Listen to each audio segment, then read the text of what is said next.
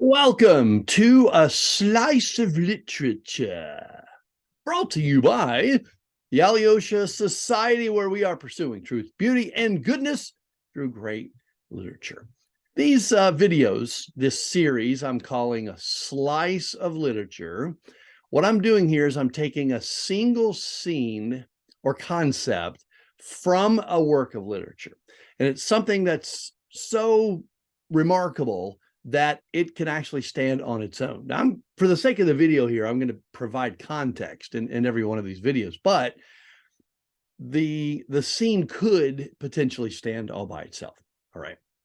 In this video, we're going to be looking at what I would call Ivan, or for you purists out there, Ivan, but it's Ivan's Circle of Madness. Yeah, some of you know exactly what I'm talking about. Ivan's Circle of Madness from Fyodor Dostoevsky's novel, The Brothers Karamazov. Okay, a little bit of context.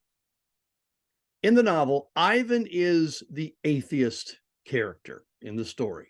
And he says that the main reason that he cannot believe in God is because of suffering, but not any kind of suffering, not just suffering in general. He says specifically the suffering of children. He says, adults, we're all bad. We kind of sort of deserve what we get. Children are innocent, and therefore I cannot live in a world and see the suffering of innocent children over here and still believe that somehow there's a good God. So one point in the story, he says, I return my ticket. Now, what he means by that is he is basically saying to God, thanks, but no thanks. You can have it back. His ticket representing his salvation, his ticket to heaven, so to speak, because he can't believe in a God who would allow the suffering of children, innocent children. But Ivan begins to wrestle with the implications of his conclusion. Let's take a look at a visual that I think will help explain what I'm talking about here. Little screen share there. And let's see what we got.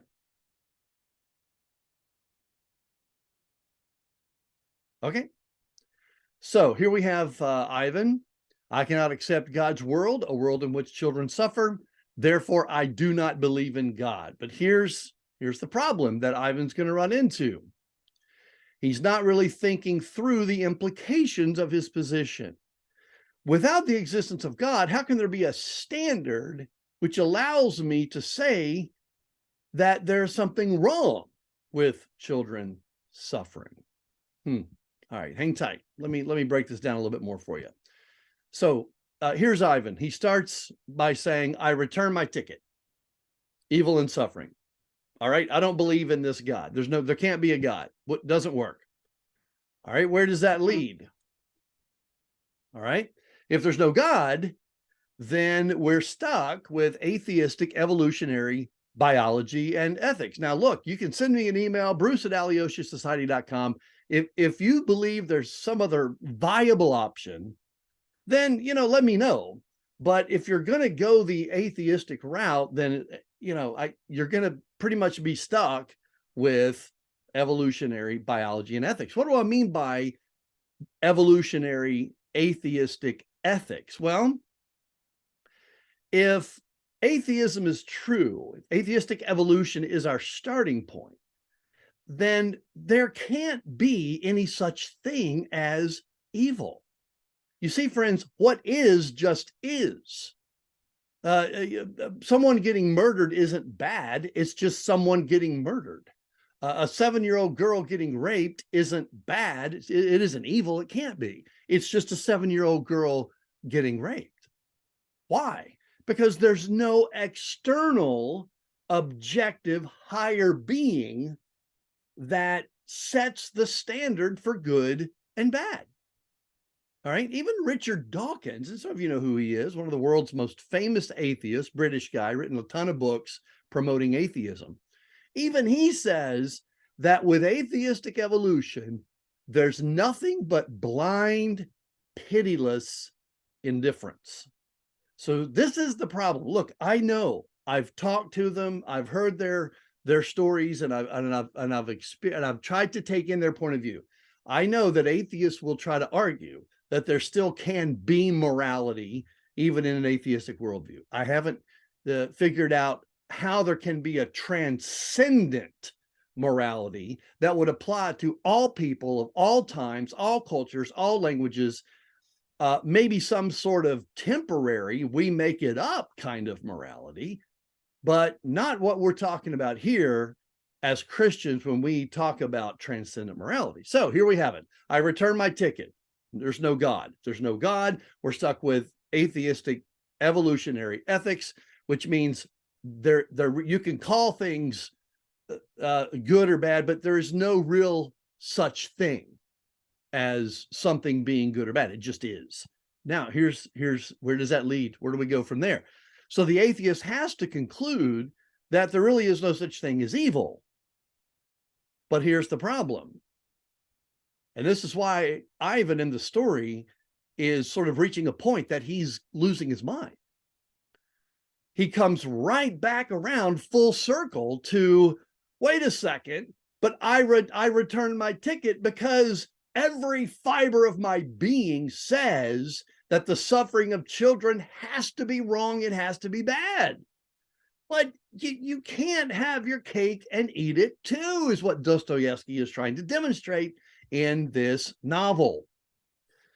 Therefore, it's a cycle. It's just a maddening cycle in which Ivan is stuck because he can't bring together his atheism with his experience and what he feels like he knows to be true when it comes to the reality of evil. Now, there's a couple of other things I want to share with you. I want to recommend a book to you. Actually, got it right here on the shelf. I got to tell you, this is just one of the most fascinating books I've read in the past several years. If you're a big fan of Dostoevsky, you got to get a hold of this. This is called Reminiscences.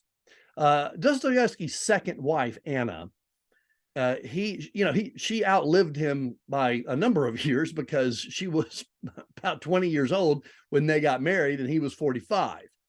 So she lived in 1910. Her friends came to her and said, you really should write down, you do realize you were married to, one of the greatest novelists of all time.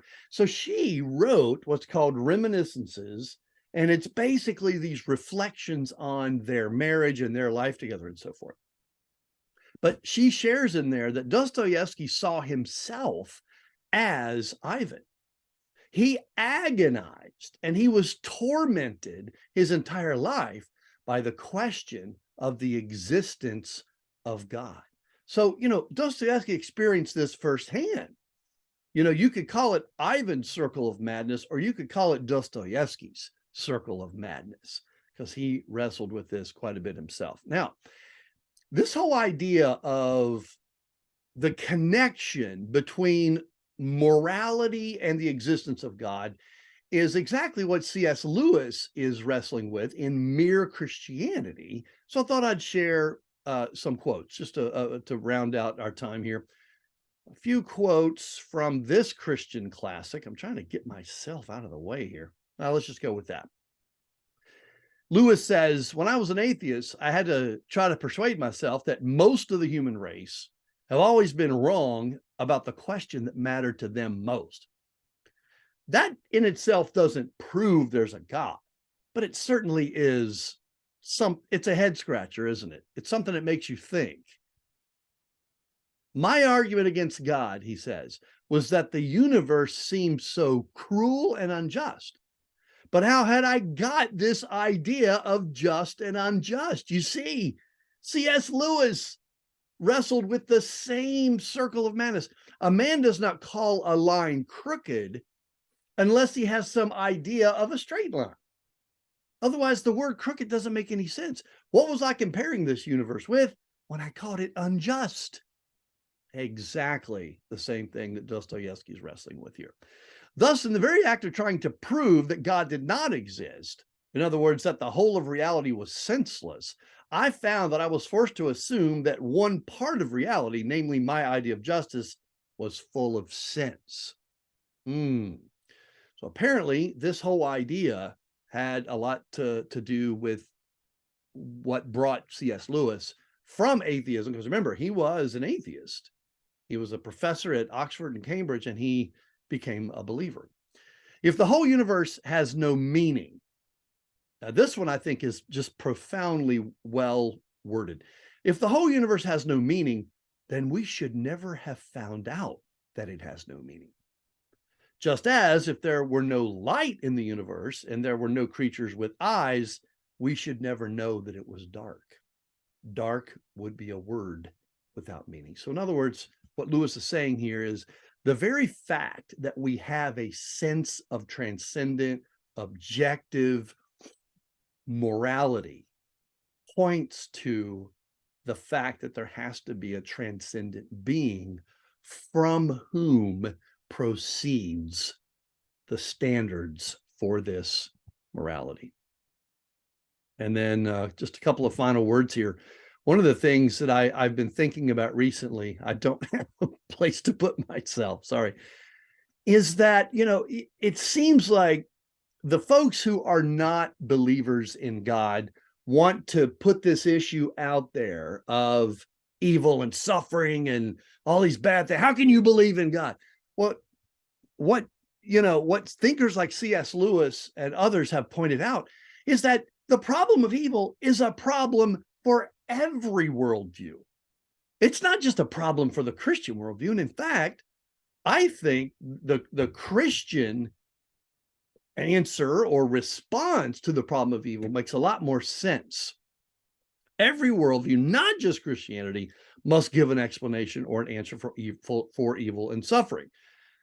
How do the Hindus explain it? How do Muslims explain it? Buddhism. But think about what a major problem it is for atheism. It's a much bigger problem. Dostoevsky reminds us that while the issue is a difficult one for all, it is most problematic when the starting point is there is no God, and that is demonstrated by Ivan's circle of madness. There you have it. Back to non-slide land. I'd love to hear what you think about that. If you think my reasoning is off, if I have gone astray in some way or another, what do you think? Ivan's Circle of Madness from Fyodor Dostoevsky's The Brothers Karamazov. Did I miss anything? Email me, Bruce@AlyoshaSociety.com.